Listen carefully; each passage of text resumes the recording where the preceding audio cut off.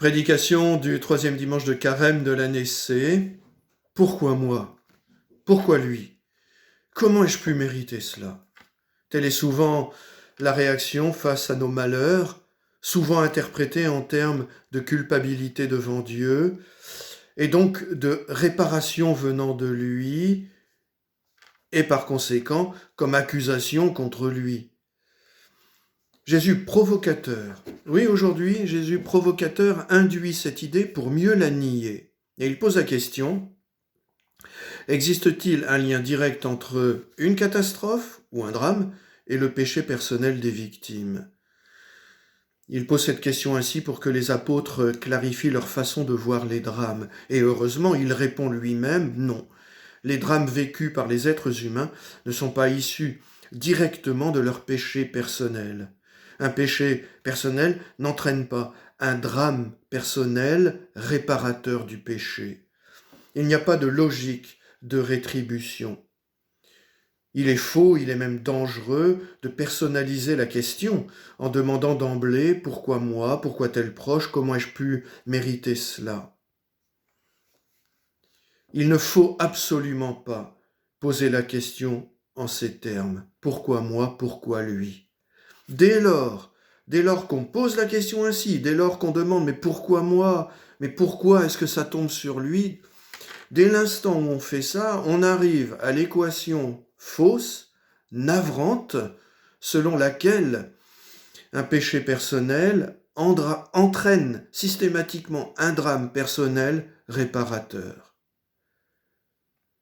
Quand on est chrétien, on ne peut pas poser les choses, poser la question en ces termes, surtout pas.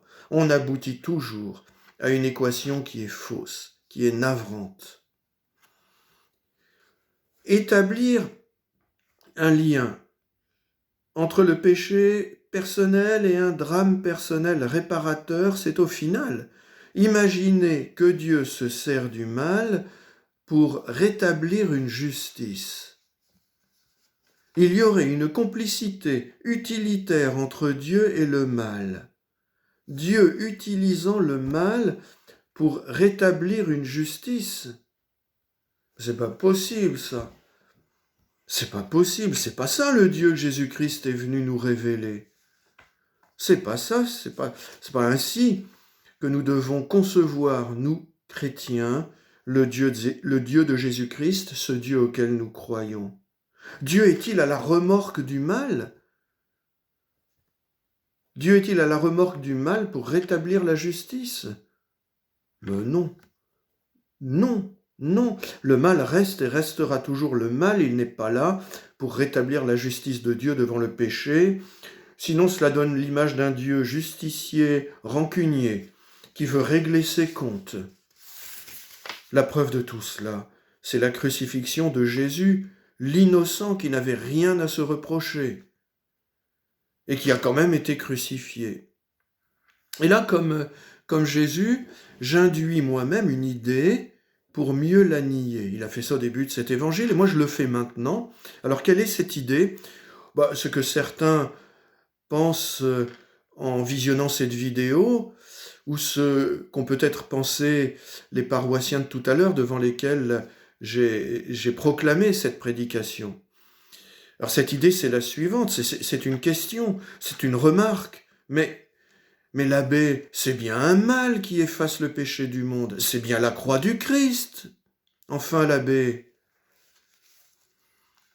oui, c'est vrai, c'est à la croix, je dis bien à la croix, je parle du lieu, mais, est-ce la souffrance du Christ qui réalise cela? Est-ce la souffrance du Christ qui efface le péché du monde? Non. Non, nous ne sommes pas sauvés parce que le Christ a beaucoup souffert. Le Père ne s'est pas acharné sur son Fils pour que soit rétablie toute justice. Alors arrêtons de dire que nous sommes sauvés par la croix. Oui, il faut arrêter de dire cela. Il faut reconnaître ce que peut avoir de révoltant cette affirmation que nous répétons trop machinalement. En soi, la croix ne sauve personne. Elle tue, elle fait souffrir, c'est un instrument de supplice et pas de salut. Quand nous disons que la croix sauve, c'est par un raccourci de langage. Ce n'est pas la croix qui sauve, mais à la croix, c'est la manière dont Jésus a vécu le supplice. C'est cela qui nous sauve. À la croix, la manière dont Jésus a vécu, a géré, si j'ose dire, le supplice. Il en a fait le lieu du plus grand amour pour son Père et pour l'humanité. En cette situation de mal absolu, la croix, c'est donc un bien qui a rétabli la justice en effaçant le péché du monde. Et ce bien tient en une prière. Père, pardonne-leur, ils ne savent pas ce qu'ils font. Amen.